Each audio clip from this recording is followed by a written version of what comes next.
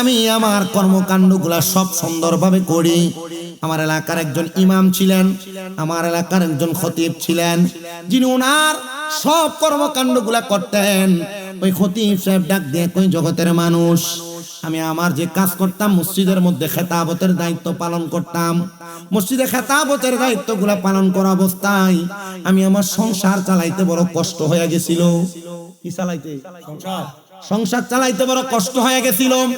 হযরত আমি ইউসুফ মুরাদাবাদের এলাকার ওই খতিব সাহেব ডাক দিয়ে বলে, আমার স্ত্রী একদিন রাত্রবেলা আমার হাতটার মধ্যে ধরে ডাক দিয়ে কয়, স্বামী গো, জানি আপনি রাগ করবেন, তবে আমি আপনার কাছে একটা কথা বলি, আপনি যে চাকরিটা করেন এই চাকরির টাকা দিয়ে তো আমাদের সংসার চলে না, ছোট বাচ্চাটার দুধ ক্রয় করা যায় না। স্বামী গো, আপনি নতুন একটা চাকরির মধ্যে চলে যান, যেটার মধ্যে যাওয়ার কারণে আপনি খুব বেশি ইনকাম করবেন। দেখবেন অনেক মহিলা আছে যারা স্বামী যা কামাই করে তাতে সন্তুষ্ট না, এক তুলনা দেয়, তোমার লগের বাড়ির অমুক এত টাকা কামাই করে, তুমি কি করো? মা বোনদের কাছে বলবো, আপনারা যারা আপনাদের স্বামীদেরকে এগুলা বলেন, আপনারা এমন কথা থেকে সাবধানে থাকুন। এমন কথা বললে আল্লাহ রিজিক আরো কমায় দেয়, বাড়ায় দেয়। এজন্য আপনারা আল্লাহর প্রতি তাকওয়াবান হবেন, আল্লাহর প্রতি তাওয়াক্কুল ঠিক রাখবেন, দেখবেন আল্লাহ তাআলা অসংখ্য সম্পদ দান করবে। আর যদি সম্পদ নাও দান করে, যেটা দেয় এটাতে লাখ টাকার মালিকের থেকে বেশি শান্তি দান করবে। মহিলার কথা মোতাবেক ওই খতিব সাহেব বলেন, আমি আমার স্ত্রীকে বুঝ দেওয়ার জন্য আমি বললাম, ঠিক আছে, আমি ওই চাকরিটা ছেড়ে দিব। কিন্তু আমি চাকরি ছাড়ি নাই, কারণ আমি জানি আল্লাহ তাআলার অভিশাপ বড় মারাত্মক। আমি আল্লাহর প্রতি তাওয়াক্কুল রাখা আমার আল্লাহ তাআলার কাছে দোয়া করতে লাগলাম, আল্লাহ আপনি আমার এমন লজ্জা দিয়েন না, আমার স্ত্রীর কাছে আপনি শরম দিয়েন না। ইমাম সাহেব ডাক দিয়া কয়, জগতের মানুষ, আমি আমার আল্লাহ তাআলার কাছে তাহাজ্জুদ করতে লাগলাম, নফল ইবাদত করে করে কান্না করতে লাগলাম, কিন্তু আমার সম্পদ বাড়ে না, আমার টাকা পয়সা ধন বাড়ে না। আমি প্রত্যেকদিন সকালে বের হয়ে রাত্র আসি।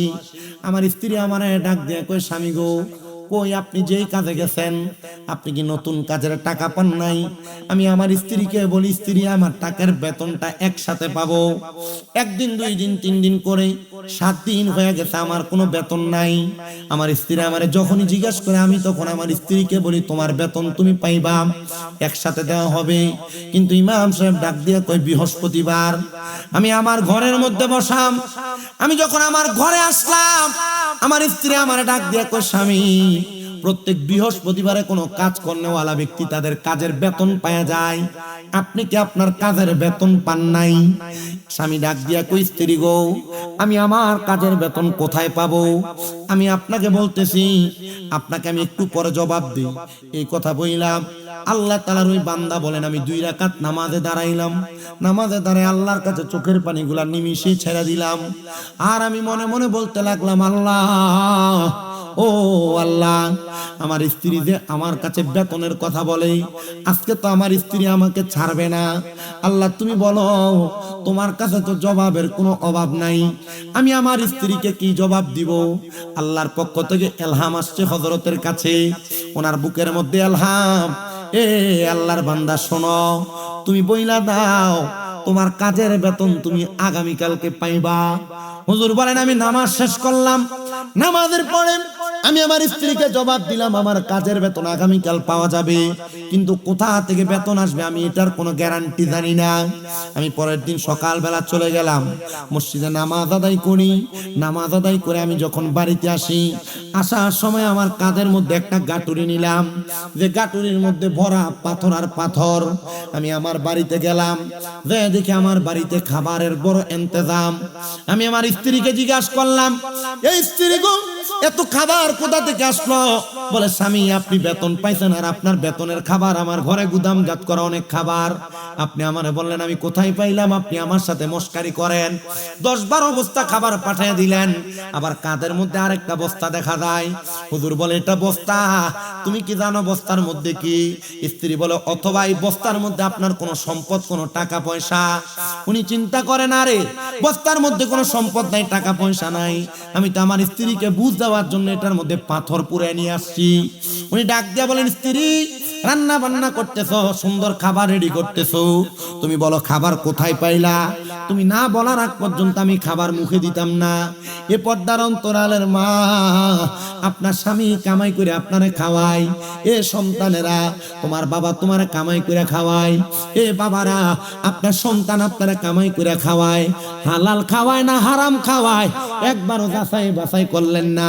মুখে লোকমাটা তোলার আগে একবারও চিন্তা করলেন না কি হালাল খাই না হারাম খাই। আপনি হারাম খাইয়া যদি কবরে যান, এটার জন্য আপনাকেও জবাবদিহিতা করা লাগবে। এজন্য আপনারা বলেন আমরা যখন যেখানে যার ঘরে খাই না কেন, হালাল হারাম যাচাই করার দরকার আছে না নাই? মহিলা যারা আপনার স্বামীর কাছে বারবার প্রতি মাসের বেতন পাওয়ার পর একটা নতুন থ্রি পিস, প্রতি মাসে বেতন পাওয়ার পর কোনো না কোনো ভাইনা দেখান, এই মহিলা তোমার জামাই তখন তার নিজের ইনকাম করা হালাল টাকা দিয়ে হয় না বিদায় তখন হারামের দিকে পাও বাড়ায়, তুমি এটার জন্য জবাব দেওয়া লাগবে। এজন্য ভালাবুরা খাওয়ার জন্য হারাম পথে না যাইয়া কম ডাল ভাত খাওয়ার জন্য হালাল পথে 1 টাকা এটা স্বামী কামাই করে কিনে এটা যাচাই করো। তুমি 10,000 টাকার শাড়ি কাপড় আর থ্রি পিস পরে শান্তি পাইবা না, কিন্তু 500 টাকার বাটিক কাপড় বললে দিয়ে শান্তি পাইবা। লাগবো কি ইনকাম? কথা কন না, ইনকাম কি লাগবো? হাতিবে মুকাররম ডাক দিয়া কই স্ত্রী এত খাবারের উৎস আমি না জানা পর্যন্ত খাবার আমি আমার মুখে তুলব না। স্ত্রী ডাক দিয়া বলতেছেন এ খাবার আপনি না আমার কাছে বাদশার বাড়ি থেকে লোক দিয়া পাঠাইছেন। বলে কি বলো? কোন বাদশা? বলে আবু ইউসুফ মুরাদাবাদী পাঠাইছে। বলে আবু ইউসুফ মুরাদাবাদী যদি পাঠাই, আবু ইউসুফ মুরাদাবাদীর কাছে যে খবর নেই কি লাগা পাঠাইলো, দৌড়ে গেছে আবু ইউসুফ মুরাদাবাদীর কাছে। এ আবু ইউসুফ মুরাদাবাদী 2 বস্তা চাল, 2 বস্তা ডাল, 2 বস্তা আটা, আবার 2 বস্তা এমন ভাবে 10টা বস্তা আপনি আমার বাড়িতে পাঠাইলেন কেন? কারণ কি? আবু ইউসুফ কয় আল্লাহর ভয়। ইমাম সাহেব কয় আবু ইউসুফ মুরাদাবাদীর লগে আমার যোগাযোগ নাই, কথা নাই, বার্তা নাই, এ কয় আল্লাহরে ভয় করে আমার বাড়িতে 10 বস্তা খানা পাঠাইছে। তার মানে বোঝা যায় আল্লাহরে ভয় করলে কোনো না কোনো ভাবে আল্লাহ দেয় কি দেয় না। আবু ইউসুফ মুরাদাবাদী আপনি জবাব দেন, আপনি কেন পাঠাইছেন?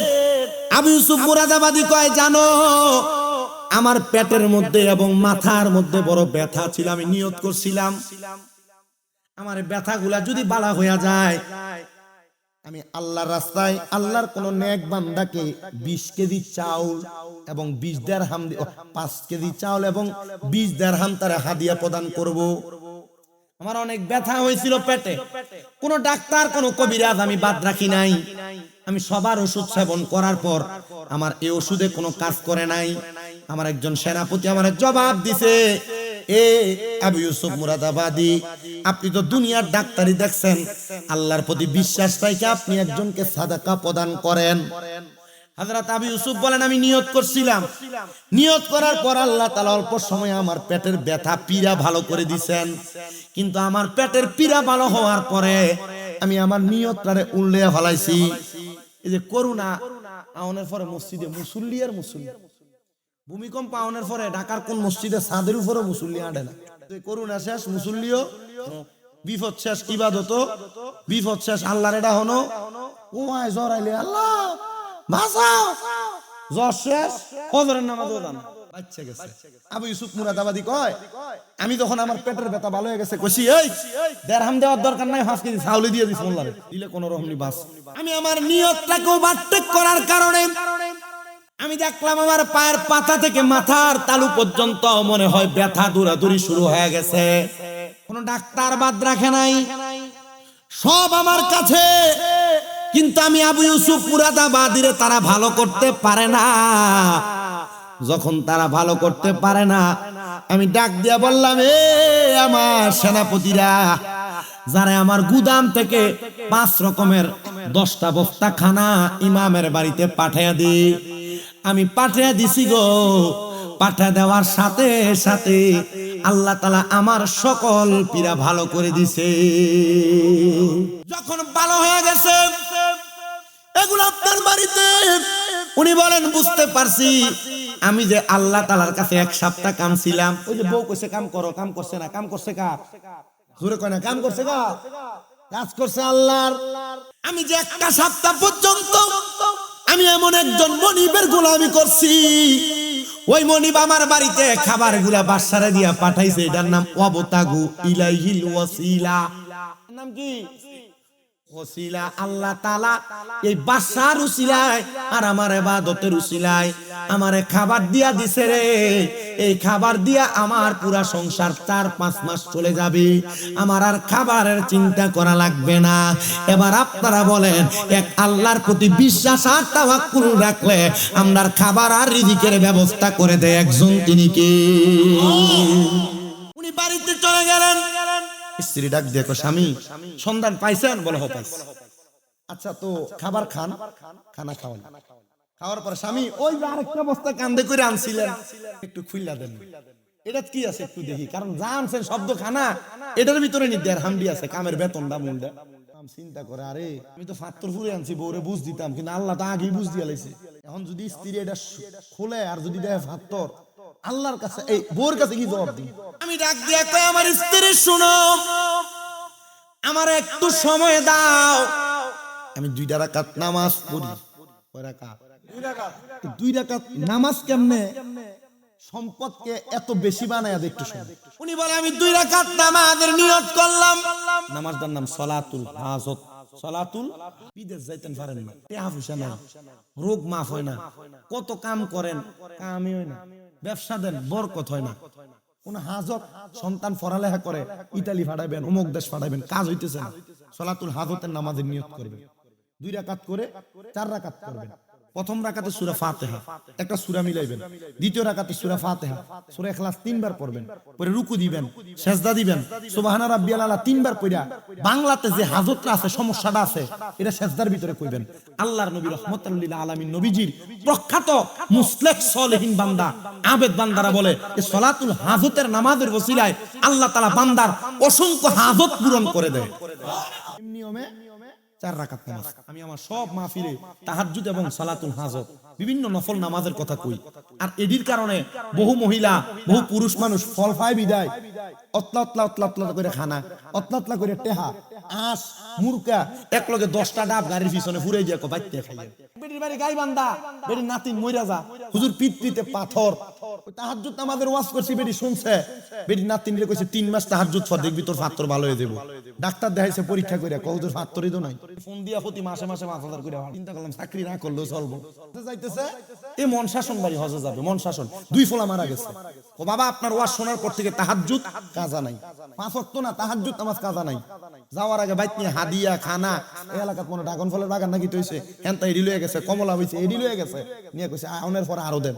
আমার এক ওস্তাদ শুধু আমারে বলছিল, তাহাজ্জুদ গুজারি হও, দুরূদ শরীফের প্রতি আকৃষ্ট হও, সম্পদের পিছনে তুমি দৌড়ান লাগতো না, টেহা লইয়া মানুষ তোমার পিছনে দৌড়াইবে। আমার এক ওস্তাদ বইলা দিছে, আলহামদুলিল্লাহ যতটুকু আছে তা আলহামদুলিল্লাহ। আমি কিছু জোর আলহামদুলিল্লাহ, এর থেকে বেশি না, কারণ তাই হিসাবের মতো হইলে তো রাস্তাত খাইয়া 1 প্লেট ফুচকা খাইতে পারতাম না। কথা কয় না ঠিক? এর থেকে বড় হইলে তো রাস্তার দাঁড়াইয়া সুন্দরভাবে স্বাভাবিক চলতে পারতাম না। কুমিল্লা কান্দিরপাড় সব ফুটপাতের যত দোকানদার আছে বেশিরভাগ দিল আমার সম্পর্ক, দাঁড়াই দাঁড়াই কথা কইতাম পারি, খাইতাম পারি, কিন্তু যদি এর থেকে বেশি হয়ে গেলে তো আর পারতাম না। আলহামদুলিল্লাহ এতটুক দোয়া করেন, অহংকার না আইনে আল্লাহ যেন আল্লাহর প্রতি ইবাদত, তাকওয়া, খোদা ভীতিটা ঠিক রেখা দুনিয়ার সমাজে চলার তৌফিক দেয়। আমি দেখছি টাকা পয়সার ইনকামের রাস্তা অটোমেটিকলি কোন দিয়া জানি চলে যায়। আজকে আপনাদের দোয়ায় আমি কইছিলাম না আমার 6টা মাদ্রাসা আছে, আমার এর মধ্যে এক মাদ্রাসা আজকে 2টা ছেলে হাফেজ হইছে।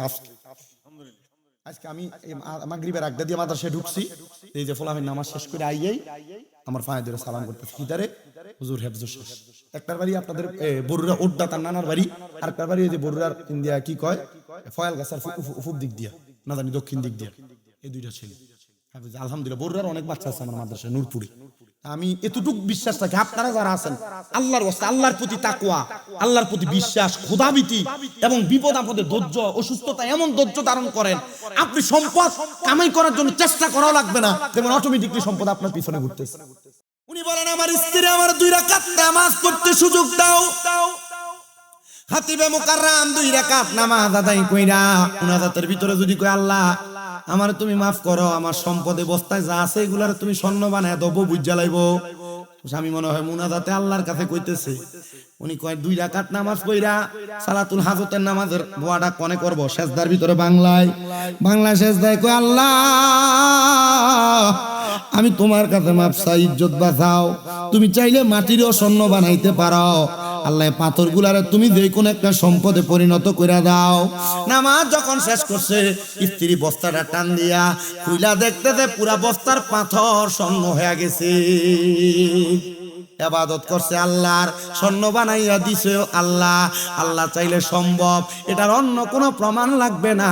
মদিনাতুল মুনাওয়ারার পাশে উহুদ পাহাড়ের দিকে তাকাও, কিয়ামতের আগে আল্লাহ তাআলা পুরা উহুদ পাহাড়ে স্বর্ণ বানিয়ে দিব। তাহলে আল্লাহ চাইলে পাথরে স্বর্ণ বানাইতে পারেনি? অস্বীকার করলে কাফের, কারণ নবীর হাদিসের কথা। পুরা উহুদ পাহাড় স্বর্ণ হয়ে যাবে। আল্লাহর প্রতি তাকওয়ার ব্যাপারে আরো কিছু কথা বলি।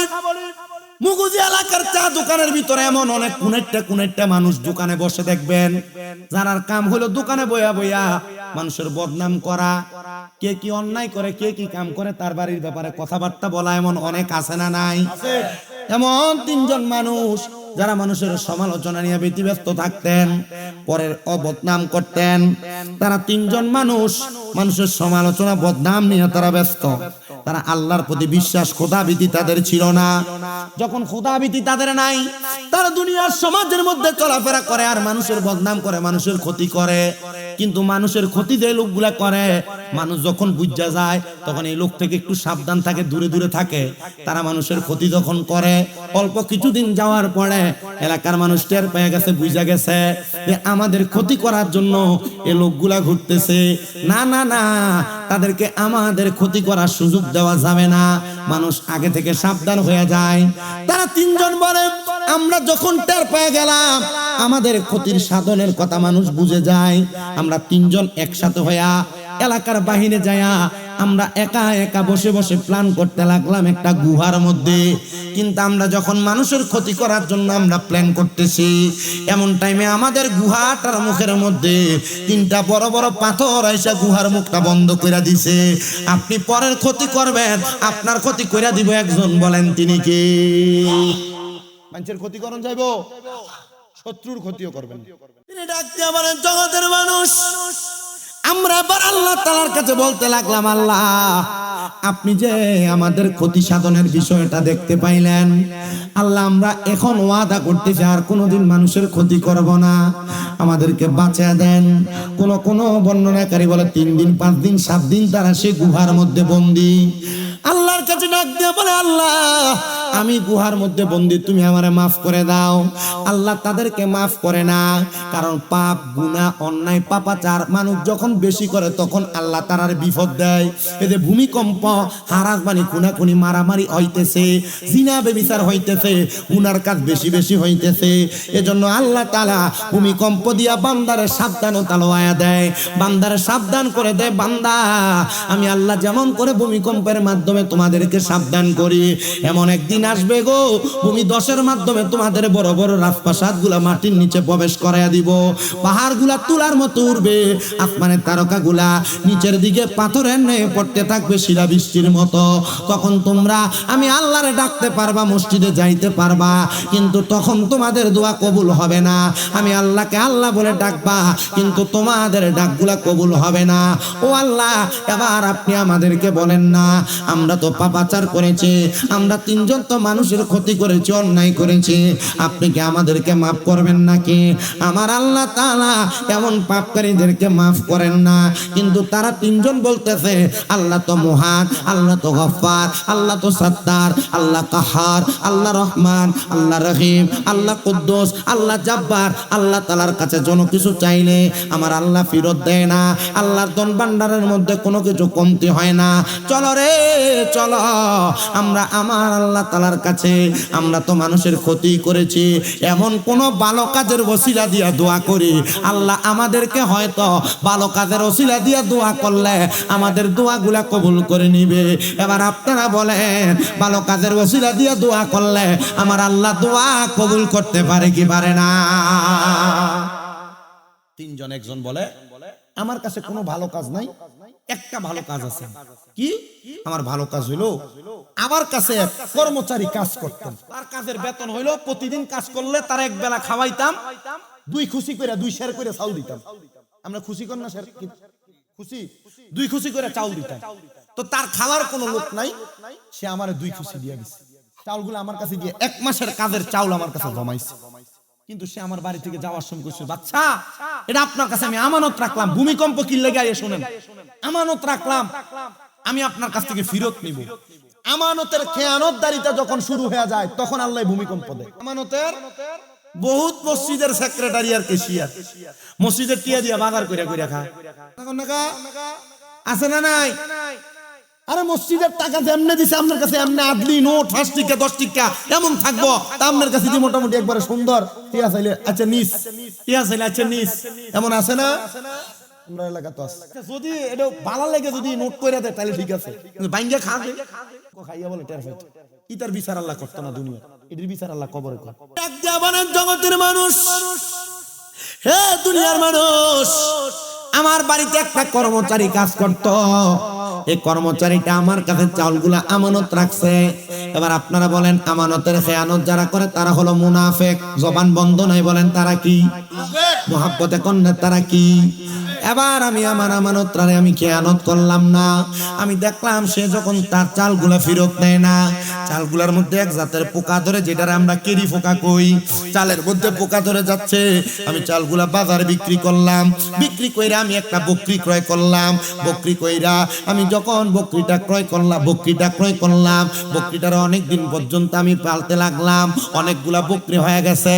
এবার বকরিগুলা আমি বিক্রি করলাম, বিক্রি করার পর আমি অনেকগুলা গরু আনলাম, লালন পালন করতে লাগলাম। যখন অনেক পর্যন্ত আমি লালন পালন করতাম, অনেকগুলা বকরি এবং অনেকগুলা গরু হয়ে গেছে, 2টা রাখাল দিয়ে আমি পরিচালনা করি। এমন টাইমে আমার কাছে ওই লোকটা এসে কয়, ওগো বাদশা, আপনার কাছে আমি যেই চালগুলা দিছিলাম আপনি আমার চালগুলা ফেরত দিয়া দেন। আমি তখন চালগুলা ফেরত না দিয়া আমি তারে বলছিলাম যে গোয়াল ভরা গরু দেখতে পাও, যে বকরি দেখতে পাও, এগুলা সব তোমার, এগুলা তোমার তোমার তোমার তুমি নিয়ে যাও। ডাক দিয়া কয়, বাদশা এগুলা আমার না, আমার সামান্য মাত্র 60 খুশি চাল ছিল, এগুলা আপনি আপনার কাছে রাখছিলেন, কিন্তু এগুলা এত বেশি হয় কেমনে? বলে তোমার এগুলা নষ্ট হইতে লাগছিল, এজন্য আমি এগুলার বিক্রি করে তোমার জন্য বাড়তি করে দিয়েছি। তুমি তোমার আমানত নিয়ে যাও, আর তুমি তোমার আমানত নিয়ে বিদায় হয়ে যাও, আমি তোমার আমানত আমার কাছে রাখতে পারবো না। তখন আমার ওই কাজের ব্যক্তি কর্মচারী আল্লাহর কাছে দোয়া করছিল, আল্লাহ আমার বাদশা আমার আমানতকে অধিক পরিমাণ বাড়ায় আমার কাছে দিয়েছে, আল্লাহ গো তুমি বাদশার বালা করো, বালা করো, বালা করো, বালা করো। আর সাদকাতু তারাদ্দু মিনাল বালা, কোন মানুষ যদি সাদকা করে এটা তার মুসিবত কাইটা দেয়, মুসিবত দূর করে দেয়। আল্লাহ তুমি তার এগুলাকে সদকা হিসেবে কবুল কইরা তুমি তারকে মাফ করে দাও। আল্লাহ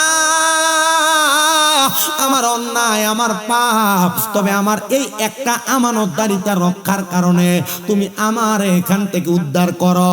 দোয়া করতে দেরি গুহার মুখ থেকে একটা পাথর আল্লাহ সরাইয়া দিছে। পাথর আইছে কয়টা? 3টা না, আসলে বাইরে হওয়া সময়। এবার আরেকজনকে বলে, তুমি দোয়া করো না, কি ভালো কাম আছে যেটার মাধ্যমে তুমি মাপ পাইবা? তিনি বলতেছেন, আমার অন্য কোনো কাজ নাই, আমি জিনা থেকে বেঁচেছিলাম।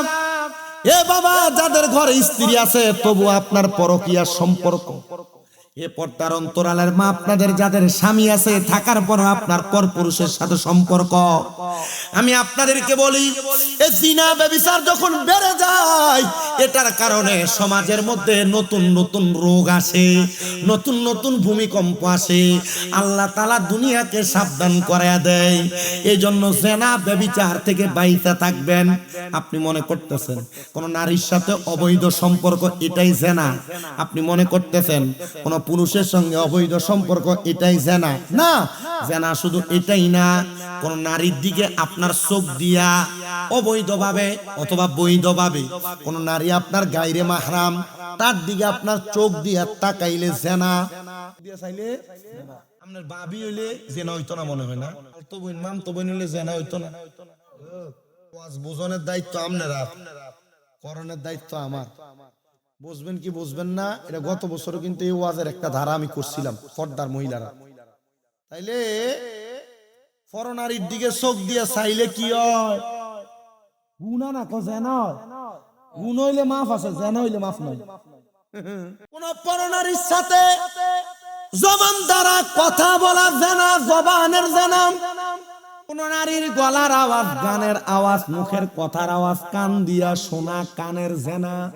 গান হনুনি ফলাই কানের জেনা। কোন নারীর সঙ্গে দেখা করার জন্য পাও দিয়া হাইটা হাইটা যাওয়া, পায়ের জেনা। কোন পরনারীরে আপনার লেগে গায়রে মাহরাম মুরব্বী কোন তোর বাপের মতো করে দোয়া করে দে, বাপের মতো কি চাইবো দোয়া করে দিলে জিনা, বাপের মতো চলবে না, জেনা যেটা এটা জেনা। কোন পরনারী গায়রে মাহরাম মহিলারে নিজের হাত দ্বারা স্পর্শ করা, হাতের জেনা। চোখের জেনা হয়, মুখের জেনা হয়, কানের জেনা হয়, পায়ের জেনা হয়, হাতের জেনা হয়। এজন্য জেনা করবা না, জেনা থেকে বেঁচে থাকবা। জেনা থেকে বেঁচে থাকলে আমার আল্লাহ তাআলা আপনারে দুনিয়াতে তারাক্কি দান করবে। যখন জেনা বেবিচার বেড়ে যাবে, সমাজের মধ্যে বিভ্রান্ত হবে, মারামারি হবে, কাটাকাটি হবে, সমাজের মধ্যে ভূমিকম্পের মতো ভূমিধস হবে, মানুষের সম্পদ ধন সম্পদ কইমা যাবে। এবার উনি ডাক দিয়ে বলে, আমি আমার জেনা থেকে বাঁচায়া রাখছি। বলে কেমনে বাঁচায়া রাখছেন? ডাক দিয়া কই, জগতের মানুষ, আমার একটা চাচাতো বোন বড় সুন্দর, তার চেহারাটা বড় মায়াবী। আমি তারে যখনই দেখতাম আমার মনের মধ্যে টেনশন লাগতো। তারে যদি পাইতাম আমি তার দেহটাকে বুক বিলাস করতাম। আমি চিন্তা করতে লাগলাম কোন মেয়ের ব্যাপারে, কোন মহিলার ব্যাপারে মনে মনে এমন চিন্তা করা আপনার অন্তরের জেনা। অন্তরের জেনা মেলামেশা করলে যেই গুনাহ, অন্তরে গুনার কথা চিন্তা করাও জেনার গুনাহ। চিন্তা করে দেখো। আমি চিন্তা করতে লাগলাম। এমন একদিন রাত্রবেলা আমার চাচাতো বোন আমার ঘরের দরজায় ডাক দিয়া বলে, ভাইজান মাত্র 200 দিরহামের জন্য আমি মহা মুসিবতের মধ্যে পড়ে গেলাম, আপনি আমার 200 দিরহাম দিয়া সহযোগিতা করেন। আমি আমার বোনকে প্রস্তাব করলাম 200 দিরহাম দিতে পারি একটা বিনিময়, যদি তুমি তোমার দেহটাকে আমাকে ভোগ করতে দাও। তার বেশি প্রয়োজন হওয়ার কারণে সে আমারে এবার তার দিরহামের কথায় রাজি হয়ে গেছে। রাজি হইয়া সে তখন আমার প্রস্তাবটা রাজি হইয়া টাকা নিয়ে চলে গেছে। পরের দিন সে আমার কাছে আসছে। আমি তারে ধাক্কা দিয়ে আমার খাটের উপর ফালাইলাম। তার দেহের উপর যখন আমি আস্তরণ করব, দেহের উপর উপরণ করব, এমন টাইমে আমি দেখলাম তার চোখগুলা বায়া বায়া পানি পড়তেছে। আমি তারে জিগাইলাম, তোমার চোখে কেন পানি দেখা যায়? আমার জবাব দেয়, ভাই আপনি আমার আল্লাহরে ভয় কইরা পারেন না গো, আপনি আমার ইজ্জতটা রক্ষা করতে, আমার সঙ্গে আপনি মেলামেশা না করতে। উনি ডাক দিয়া কয়, আমি তার চোখের পানি দেখে আমার মায়া লাগা গেছে, আমি ফিরে আসলাম। আল্লাহ আমি আর জানা করব না, আমি আর তার কাছে যাব না, আমি তারে ছাইরা দিছি গো আল্লাহ। আমার আল্লাহ তাআলা তখন আমার দোয়াটা কবুল করে নিছে। এমন ভাবে কবুল করছে দুনিয়ার মুসলমান, এটার উসিলা দিয়া দোয়া করার কারণে মুখার মুখ থেকে আরেকটা পাথর সরে গেছে। কোন সুবহানাল্লাহ। গুনার কাজ ত্যাগ করেন, আপনার বিপদ চলে যাবে। যত বড় বিপদ আছে গুনার কাজ ত্যাগ করেন, কি চলে যাবে? যত বড় বিপদ।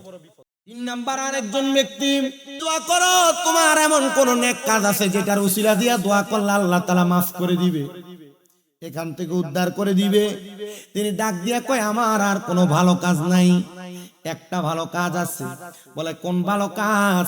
বলে আমার ভালো কাজটা হইল, আমি দুনিয়াতে চলাফেরা করা অবস্থা আমার সম্পদ কম, টাকা কম, ইনকাম কম। আমি 2টা উটনি পালন করতাম, যেটার দুধ দহন করে বাজারে বিক্রি করতাম, আমরাও খাইতাম।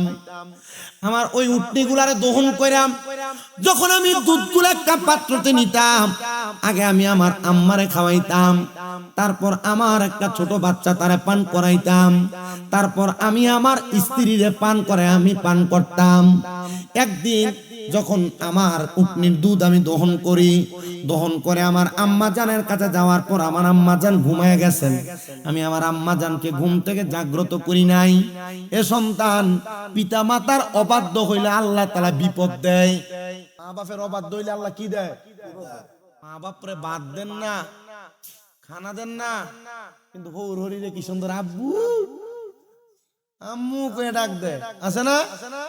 তোর কথা শুনে আপনি বাইরে থেকে আইয়াই মারে ধমক দিয়ালাম, বাপরে ধমক দিয়ালাম, ভাইয়ের বউ আর বউ আমনির বউ ঝগড়া লাগছে, ঝগড়ার পর আপনি কি সুন্দর বাপ মারে উল্টা পাল্টা কইলাম যে তোমরাই ঝগড়াটি লাগাও, তোমরা থাকতে ঝগড়া লাগা।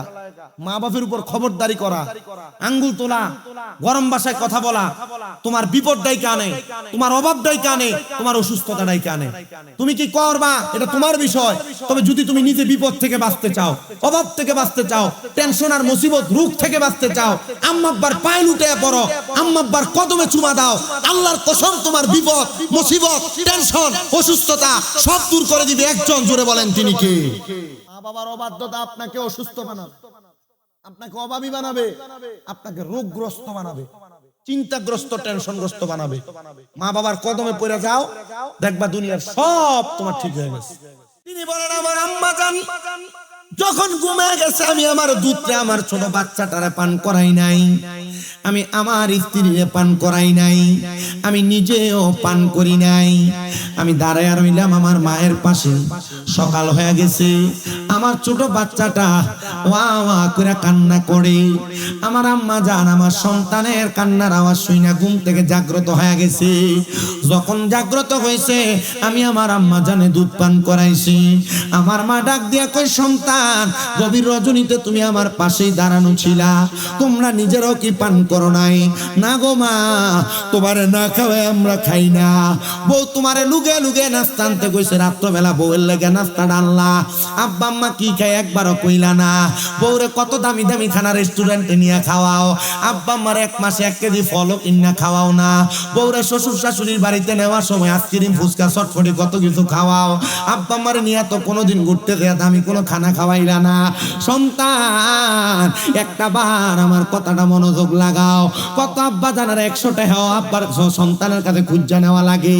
ও সন্তান তুমি কি জানো নবীর হাদিস কি বলে? আমার নবীর হাদিস বলে কোন বাবা তার সন্তানের যত সম্পদ আছে অনুমতি লাগবে না, অনুমতি ছাড়া পুরা সম্পদ যদি খরচ করে ফেলে ওই আব্বার কোনো গুনাহ হবে না, কারণ ওই আব্বার সন্তানের যত সম্পদ এগুলা সন্তানের না, এগুলা সব তার আব্বা বেঁচে থাকা অবস্থায় তার আব্বার সম্পত্তি। জবান খুলে জোরে জোরে এখন আল্লাহু আকবার। 100 টাকা খুঁজনো লাগে হুটের কাছে, 100 টাকা খোঁজা লাগে। এটা এখনো বলে আসছি, ইসমাইলের আম্মার কাছে বলে আসছি, তারপরও দেয় না। আমি কইছি আমার বাপে যদি দৈনিক আমার মন চাই প্রতিদিন 1000 করে 8 খরচ দিতাম না, আমার হেবাটার কাছে যা দেই খরচ হড়ালা খরচ করে। আমার আব্বার কাছে যা দেই কুরসিয়া মানুষের কি বেশি করে খরচ করে। বউর কাছে জিগে বেটতে দে, বউর কাছে জিগে আর পরে দেয় না না না জিগানোর কাহিনী আছে তো, কারণ তেনে কামাই করে না চুলাটা তার বেডির কাছে বানলো। কথা কয় না তার ব্যাংকটা তার বউ। আরে আছে না নাই? তবে দুনিয়াতে এমন কিছু কিঞ্চিত ঘটনা ঘটছে যে ঘটনাগুলো খুব বেইনসাফি ঘটনা। সন্তান কামাই কইরা তার বাপের কাছে তার বিদেশের সব টিয়া পাঠাইছে, ছুডু ভাই মেজো ভাই সবাই এই ফুটের টিয়া কামাই দিয়া বিলিং করে দিছে, কিন্তু ফলা বিদেশ থেকে আইয়া কিছু পাইছে না। এমন অনেক বেইনসাফি ঘটনা ঘটছে, আছে না? এমন বহুত বেইনসাফি ঘটনা আছে যে ফুতে বিদেশ করে দেখিয়া এই ফুতের কিছু দিছে না, শুধু ঘরের জায়গাটা দিয়া আর যা ছিল বাকি 2 ফুতের ভাগ করে দিয়ে লাইছে। এমন হয়েছে না অনেক? এটার কারণে বহু সন্তানরা মাঝে মাঝে অবাধ্য হয়। তবে সন্তান মা বাপ যদি নিজেরা না দেয় মান্য নিও। কথা কয় না?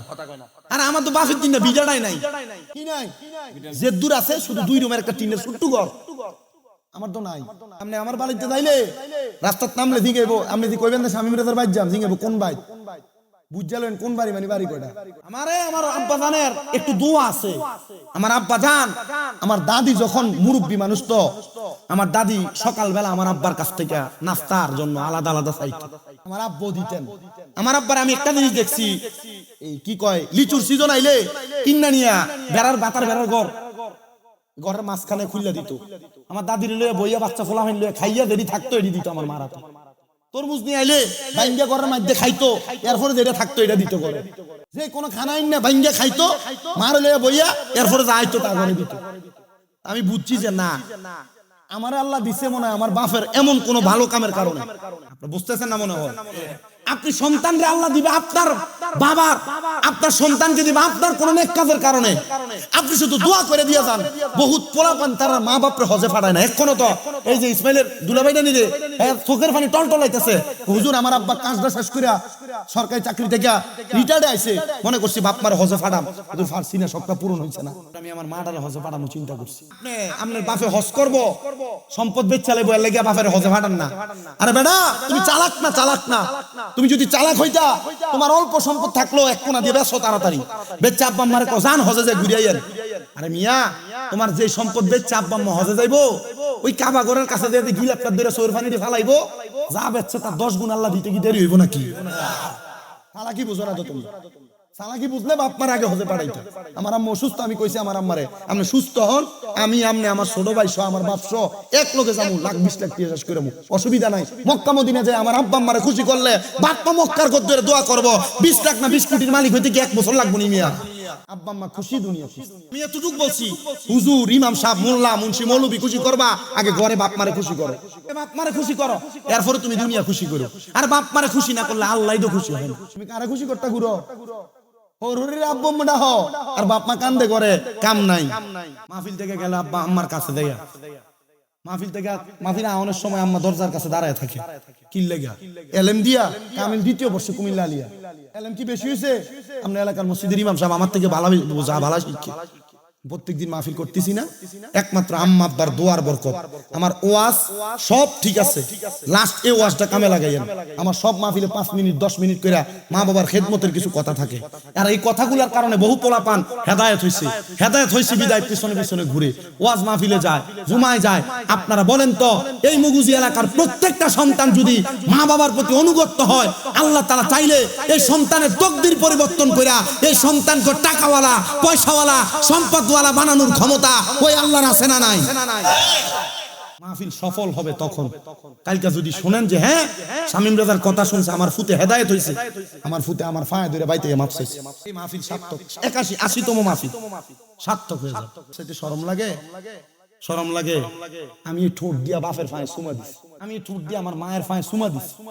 এই যে অসুস্থ হয়ে পড়ে আছিল, সুমা দিছি পা দিয়ে এই ঠোঁট দিয়া। আর মিয়া বিছানায় পড়ে রইছে, উঠতে পারে না, প্রস্রাব পায়খানা করে আলগি দিয়ে উঠানো লাগছে আমার আম্মার।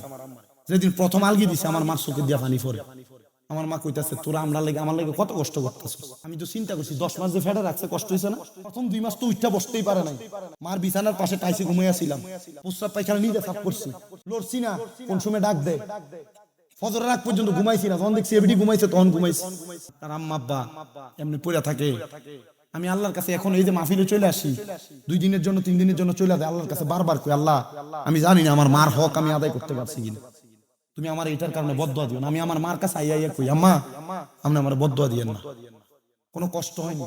বারবার ফোন দিয়ে দিয়ে খাইছেন নি আপনারা মা বাপরে দমকান নি? আমি দমকাই, তবে আমার দমকটা অন্য রকমের। আমি আমার মারে দমকাই টাইম মতো খানা খায় না দেখি, আমি আমার মারে ধমকাই টাইম মতো ওষুধ খায় না দেখি, আমি আমার আম্মারে ধমকাই বেশি করে হাঁটে না কেন, আমি আমার আম্মারে ধমকাই টাইম মতো গোসল সবকিছু ঠিক মতো হয় না কেন। আমি আমার কোস্তাদের দিকে হুজুর গুণ হইবনি, কইছে এমন ভাবে দিস যেন কোমলতা থাকে। অসুস্থ মানুষ দেখে নাই, সুখে পড়ছে অসুস্থ হয়ে গেছে। আপনি দেখবেন পৃথিবীর এমন অনেক মা বাবা অনেক টাকাওয়ালা আছে, টাকার মালিক হইছে অসুস্থ হয়ে গেছে, টাকার মালিক হইছে মরে গেছে, সুখ শান্তি দেখে যাইতে পারে না। আপনাদের পায়ে হাত দিয়ে বলি, পায়ে হাত দিয়ে বলি, যা করেন আম্মা আব্বার পায়ের কাছে পড়ে থাকেন। আম্মা আব্বার কদমের কাছে কোন সন্তান ছোট হইলে এই সন্তানকে দামি বানিয়ে দেয় আল্লাহ, এই সন্তানকে দামি বানিয়ে দেয় আল্লাহ। উনি বলেন আমার মা দুধ পান করে দোয়া করছে, আর একটা নিঃশ্বাস ফালাইছিল, আমি এই পানি এই দুধ তারপর আমার বাচ্চারে খাওয়াইছি, আমার বাচ্চা কান্না বন্ধ করছে, আমার স্ত্রী পান করছে, আমি পান করছি। আল্লাহ আমার এই একটা দোয়ার কারণে তুমি আমরা এখান থেকে বাঁচিয়ে দাও। আল্লাহ তাআলা এমন ভাবে দোয়া কবুল করছে, পাথর সরাই দিয়েছে। 3 জন ওই গুহার মুখে সেজদা দিয়ে আল্লাহর কাছে কাঁদছে, আল্লাহ যদি তুমি 3টা বালা কাজের কারণে আমাদেরকে গুহার মৃত্যুর মুখ থেকে বাঁচাইতে পারো, আল্লাহ আমাদের বিশ্বাস আমাদের সারাটা জীবন যদি ভালো ভালো কাজ থাকে আল্লাহ তুমি আমারে maaf করে দিবা। এই মুগুজির মানুষ এই যে এলাকার ভিতরে মুগুজি মধ্যমপাড়া ফোরকানিয়া মাদ্রাসাটা করছেন, বালা কাম না খারাপ কাম? এই যে এটা করে ফালাই রাখছেন, বালা কাম না খারাপ কাম? আরে দেলোয়ার হুজুর যে আপনার কাছে এমনি চাইছে, আমার কাছে শরম লাগছে।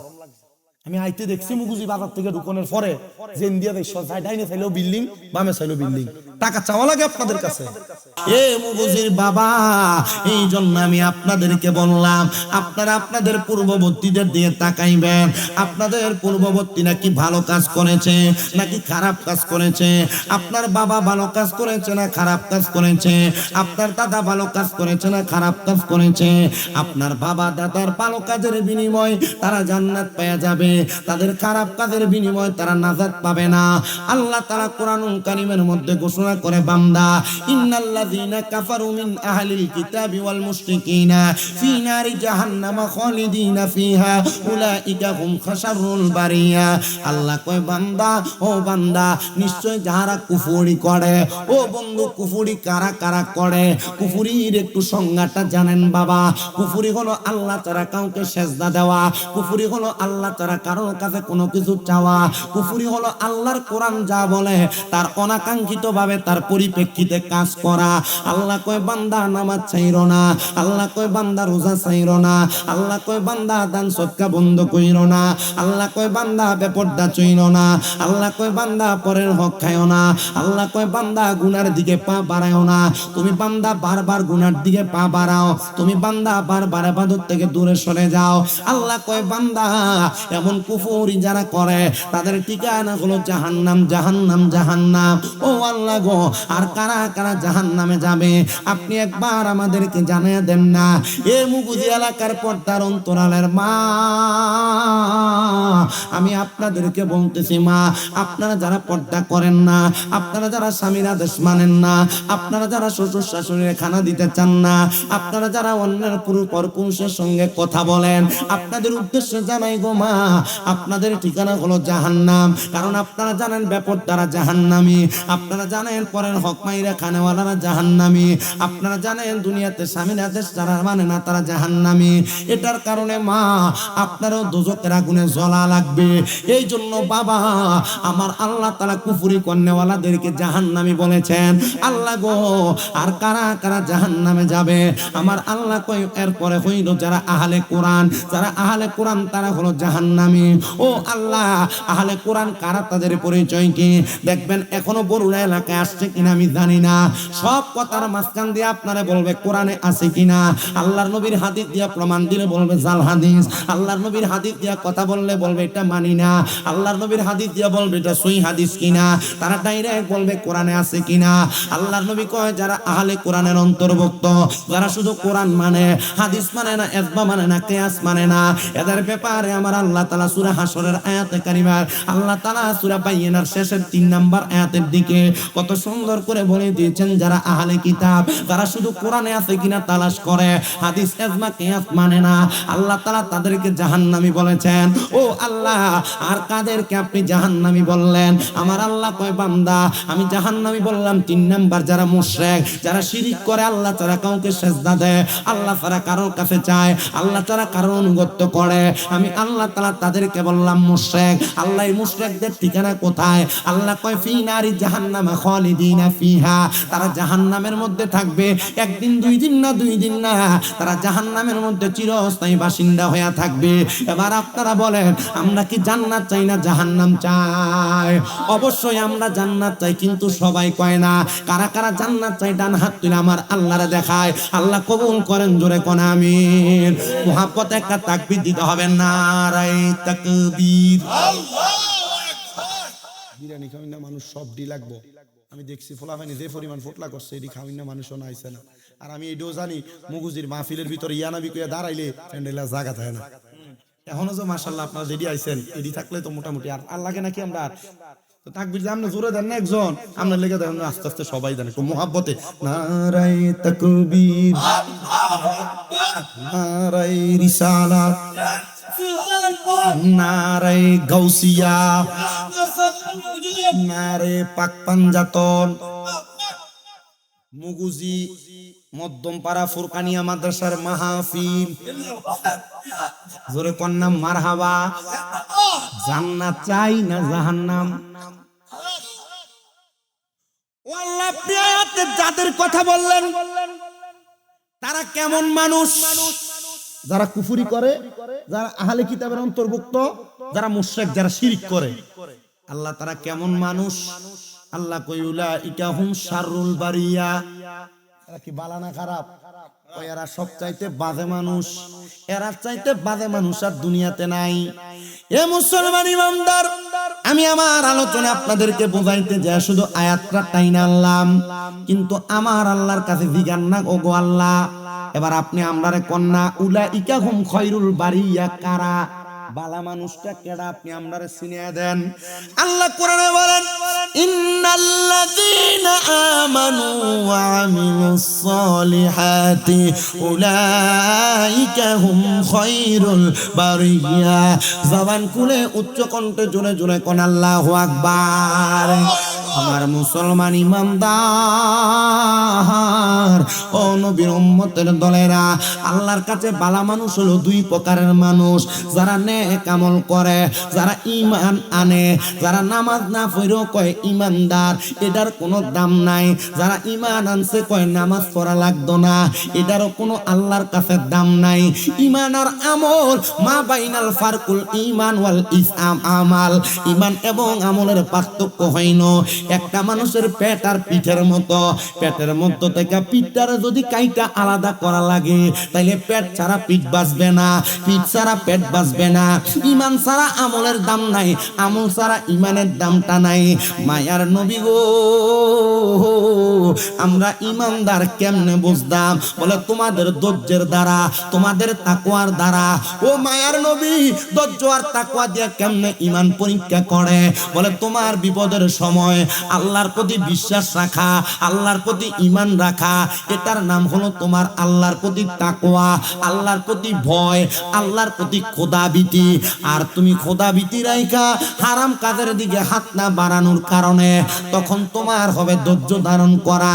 তোমার সামনে সুযোগ আছে গুনাহ করার, কিন্তু তুমি গুনাহ করো না। তোমার সামনে সুযোগ আছে পরের হক মাইরা খাওয়ার, কিন্তু পরের হক মাইরা খাও না। এটার কারণে তুমি আমার আল্লাহর কাছে ধৈর্যশীল হইবা, আল্লাহর কাছে ঈমান আর আমলওয়ালা হইবা। ইয়া রাসূলুল্লাহ, আল্লাহু আকবার কে আসতে হইব না জোর হইব? ইয়া রাসূলুল্লাহ, নবী গো,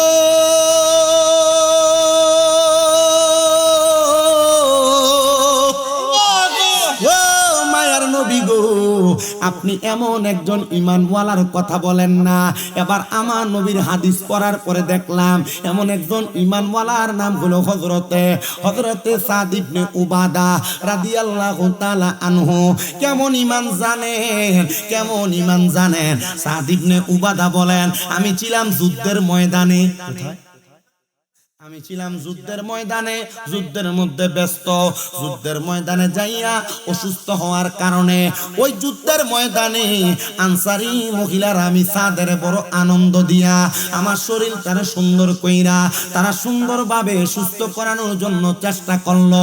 আমার শরীরটা যখন সুস্থ হয়েছে, আমি সাদ যুদ্ধ করে বাড়িতে আগমন করলাম। আমি বাড়িতে আইসা দেখি আমার আম্মা জান দুনিয়া থেকে বিদায় হয়ে গেছে। সাদ ডাক দিয়া কয়, জগতের মানুষ,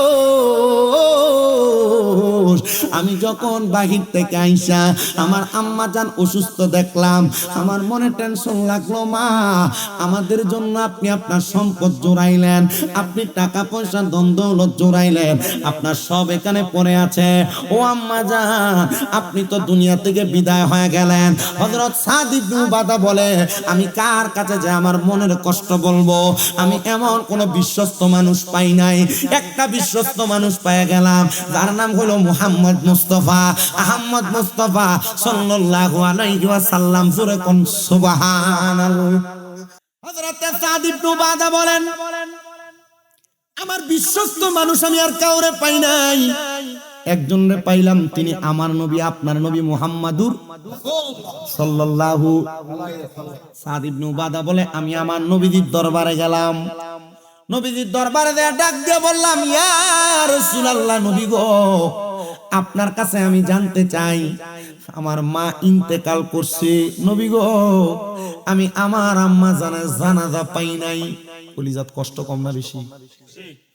ইয়া রাসূলুল্লাহ, নবী আপনি বলেন না গো, আমি যে আমার মার জানাজা পাই নাই। আমার মায়ের অনেক সম্পদ, অনেক টাকা পয়সা। আমি আমার মায়ের এই সম্পদ গুলা কি করবো, আর করলে আমার মার লাভ কি হইব? নবী কয় সাদ, ও সাদ ইবনে উবাদা, তুমি তোমার সম্পদগুলা আল্লাহর রাস্তার মধ্যে তুমি সদকা করে দাও। সাদ কয়, ইয়া রাসূলুল্লাহ, আমি সদকা করলে আমার মা আর কেমন লাভ হবে? নবী কয় সাদ, আমার আল্লাহ তাআলা বলেছেন আস-সাখিয়্যু হাবিবুল্লাহ, যারা আল্লাহর রাস্তায় দান এবং সদকা করে এরা হইল আমার আল্লাহ তাআলার সবচাইতে ভালো বন্ধু। ও মায়ার নবী, আপনি সাক্ষী থাকেন। হযরত সাদ আমার নবীরে সাক্ষী রাখতেছে, ইয়া রাসূলুল্লাহ, আপনি সাক্ষী হয়ে যান। নবী গো, আমার একটা খেজুরের বাগান আছে, যে বাগানের নাম হলো মিখওয়াদা। নাম কি? মিখওয়াদা। আমি নিজে যাইয়া ওই খেজুরের বাগানটাতে ঘুরছি, আর আমি ওই জায়গার মধ্যে দাঁড়ায় দাঁড়ায় দোয়া করছি। ওই সাদ ইবনে মিখওয়াদা ডাক দিয়ে কয়, ইয়া রাসূলুল্লাহ, আপনি সাক্ষী থাকেন, আমি আমার মিখওয়াদা নামক খেজুরের বাগানটা আল্লাহর ওয়াস্তে আমি আমার মায়ের নামে সদকা করে দিলাম। মারহাবা কন। আমার নবী কয়, সাদ, তুমিও সাক্ষী থাকো, তোমার এই খেজুরের বাগান থেকে যত মানুষ খেজুর আহার করবে, এই খেজুর আহার করার কারণে তার আমলনামার মধ্যে তোমার তার খেজুর খাওয়ার কারণে যে সাদকার সওয়াব হবে, এই সাদকার সওয়াব তোমার আম্মা জানের কবরে পৌঁছায়া যাবে। সাদ কয়, আলহামদুলিল্লাহ ইয়া রাসূলুল্লাহ, আপনার কথা মানলাম। নবী গো, আমার মা যে ইন্তেকাল করলো, আমি যে জানাজা পাই নাই, আমি যে দাফন পাই নাই, আমি সন্তানের কে আমার মা বাবার উপরে কোনো দায়িত্ব নাই।